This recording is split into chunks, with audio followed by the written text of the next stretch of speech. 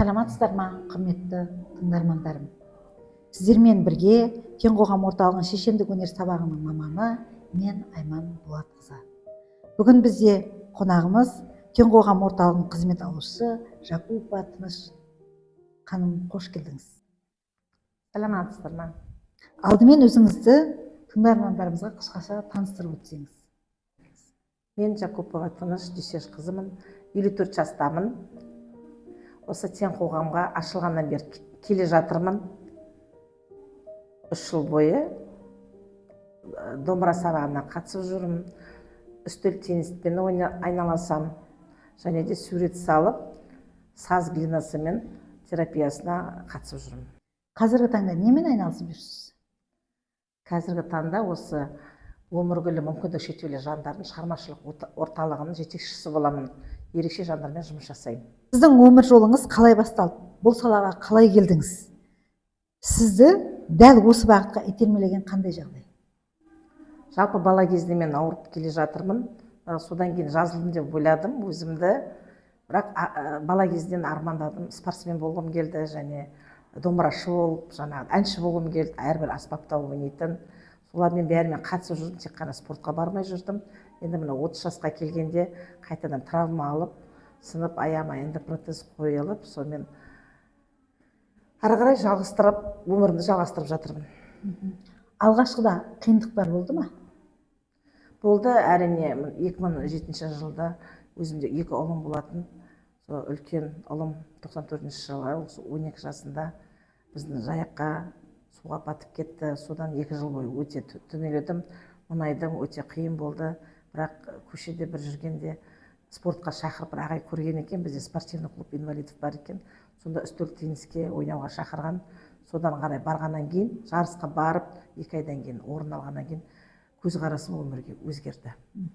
Сізді сонда сәтсіздіктер өзгерткен болып тұр. Осы сәтсіздіктер сізді қандай белестер, жетістіктерге жеткізді? Сол алғашқы жарыста барғанда 3-ші орын алдым. Одан келесі жыл өзіме мақсат қойып, жаңағыда 2-ші орын аламын, я 1-ші орын аламын деп, сол жыл сайын жарыстарға барып, 2-ші орын алып, 1-ші спорт шебер атағын алдым, иелендім. Сіз өзіңізді таптым деп ойлайсыз ба? Ол қандай сезім? Таптым деп ойлаймын, өткенде адам арманы ғой, нужно найти свое место в жизни.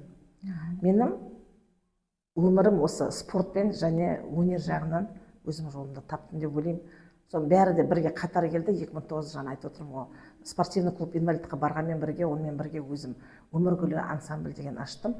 Өйткені біз осы өмірдің гүліміз ғой деп, жарқырап жүрейік деп, әдемі болайық деп, сол мақсатында ары қарай өмір жалғассын деп, сондай шешімге келіп, әлі де осы уақытқа дейін спортпен де қатысып жүрмін, және де орталығының жетекшісі болып алып келе жатырмын.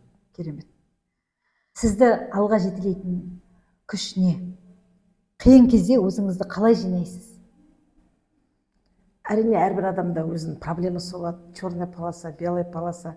В основном жаңағыдай қара полоса артта қалсын деп, ақ полосамен бірге жүріп, өткенде қиын жағдайда болғанда, қатты ауырып жатқан кезде мен қасымда өзім қолөнер заттары болады, өзім өте жақсы көремін қолөнер заттарын. Солар алында түнімен отырып айналасамын, жатып жасаймын. Өткенде ауырған кезде, және қиын кездерде одан тұрып зарядка жасаймын, жатып ән айтамын. И это все успокаивает. Сонымен ары қарай осындай сабырлығымен жүріп, сөйтіп тынышталамын, содан ұйықтап қаламын. Жалпы өзімде ерекше жандарға және басқа адамдарға алдарына әрбір адамның мақсаты болады ғой. Кішкентай кезден болса, үлкен кезден сол мақсаттарына жете берсін деген, өйткені ол армандар, мақсаттар орындалады екен.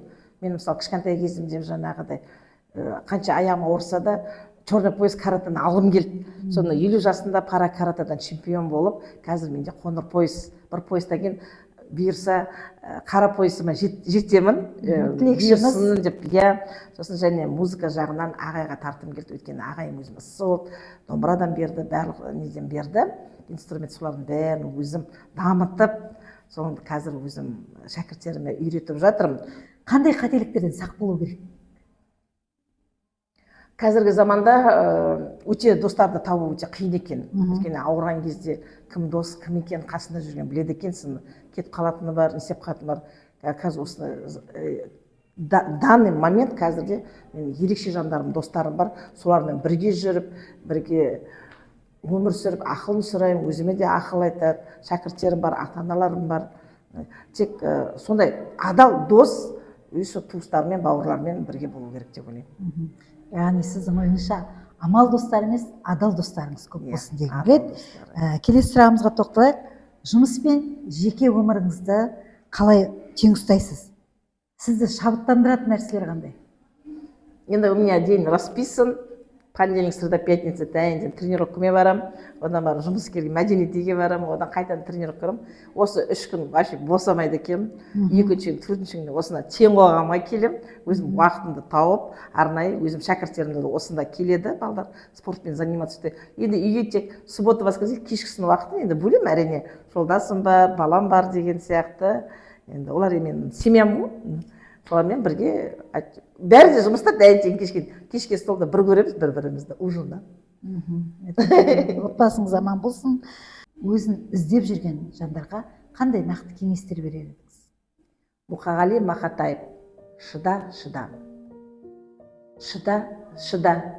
Шыдай түс, шыда тағы. Шыдамдыны мына өмір ұнатады. Үміттін құлан-иық құлатаны. Әйтеуір бір атады. Өкінбе, өкпелеме бүгініне. Өмір болмайды түніліге. Мәңгі сені жазбаған сүрінуге. Қайта тұрып, қақым бар жүгіруге. Соны өзінің денсаулығында ойласын деп бір айтам, өз-өзіңді қадірлесін деп сыйласын. Сабырлық тілеймін, шыдамдылық, сабырлық. Өткені мына алғашқы Мұқағали Мақатаевтың жаңа айтып отыр ғой, шыданы сол адамға шыдамдылық берсін, адамгершілік болсын адамда, человечность деп айтамыз ғой. Бір-бірімізді сыйлап, сөйтіп жүре берейік, ойнап күліп, бір-бірімізбен сөйтіп жүре берейік деген келеді. Сіздермен бірге болған мен Айман Болатқызы және де бүгінгі біздің қонағымыз Жакупова Тыныш Дүйсешқызы. Сау болыңыздар. Келесі кездескенше.